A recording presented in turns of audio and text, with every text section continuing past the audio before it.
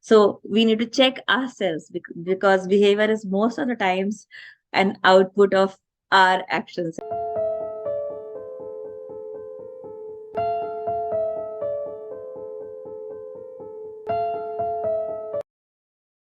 Hello, all the parents.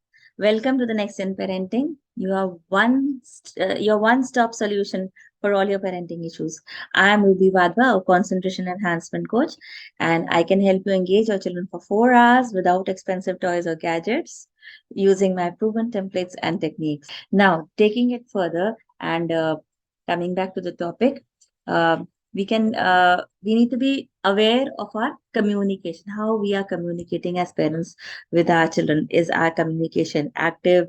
The verbal language that we are using, what is the pitch of our uh, communication? Is it high or is it low? What words we are using, how we are using, and why we are using? What is the tone of our dialogue? Do we go down to his level of understanding? Our non-verbal language, talking about the body language, how is it? Our facial expressions, do we make an eye contact while talking with the child? Our hand gestures? Do we hug or touch the child while talking?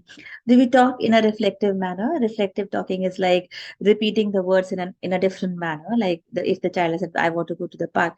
Oh, so you want to go to the park right now? So that is reflective listening.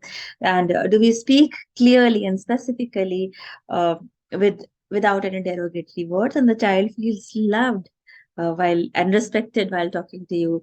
And do we explain our feelings? Because if we are able to understand and express our feelings, the child is going to understand himself in a better manner. Are you happy, sad, mad, or glad?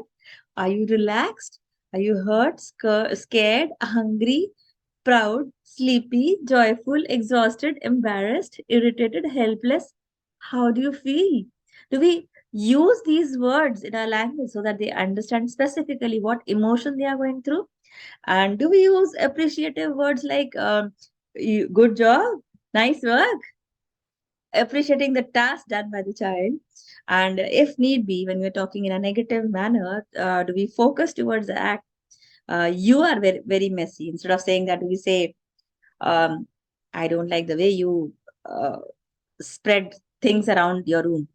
So the action that is done is always, taken into consideration, not them, not blaming them for the action. Now, taking it further, the second part is behavior, and behavior is the output of attitudes and values that have gone inside the mind. So, is our action, is it positive? Our attitude, is it positive?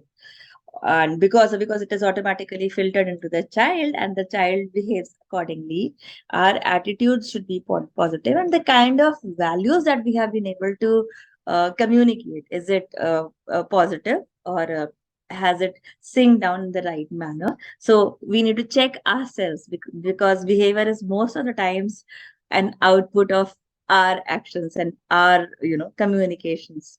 So yes, whenever we face a misbehavior, so we analyze why it is happening and then what needs to be done about it.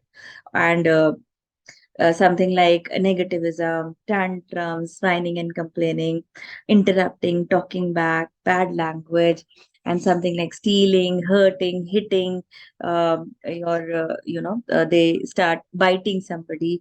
Very aggressively they behave sometimes. Destruction of property takes place. They throw objects here and there.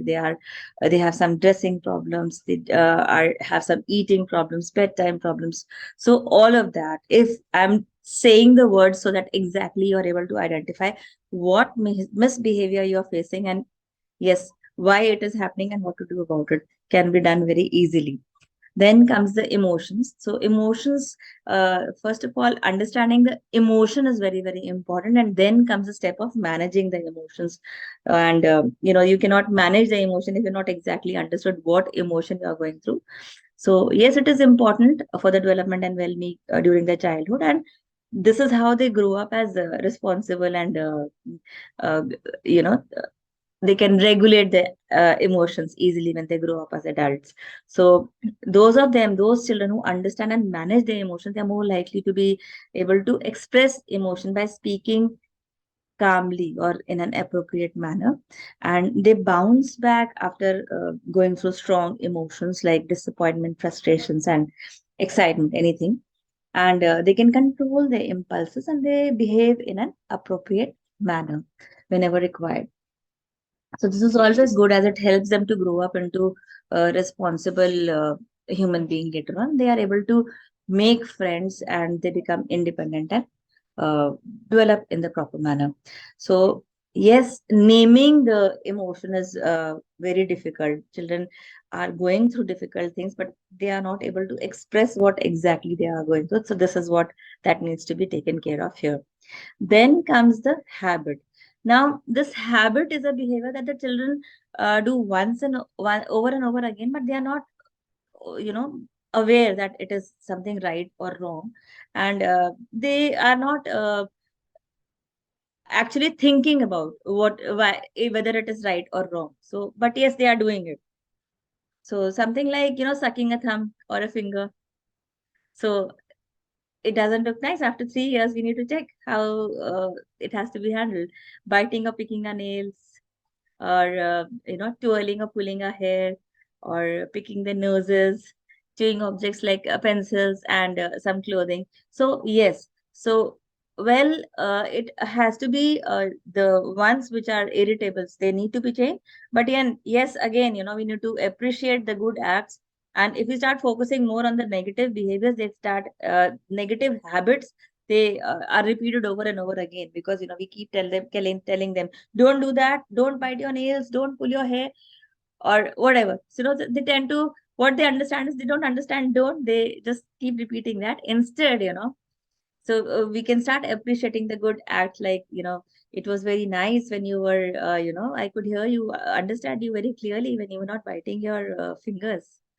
So appreciating the good part of it, and then taking it further, and yes, it can be resolved very easily. Now, on a scale of 0 to 10, how do you rate us? We are curious to know about it. And yes, we would appreciate if you write exactly in the comment box what all actions you have taken, and how you're going to take it further. And after all this, you can get in touch with us and come for a discovery call with us. We would appreciate that, and help you pave the roadmap of your parenting journey.